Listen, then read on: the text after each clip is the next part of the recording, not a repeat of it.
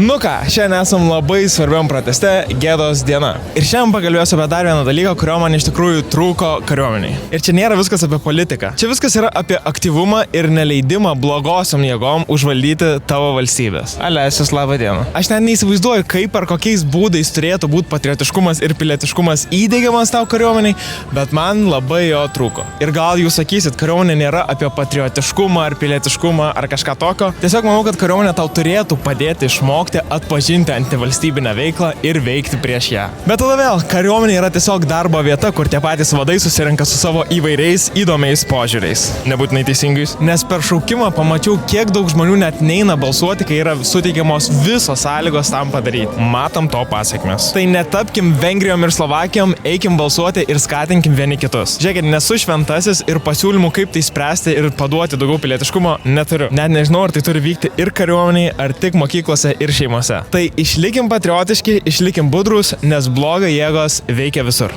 Susimatom rytoj. Ate.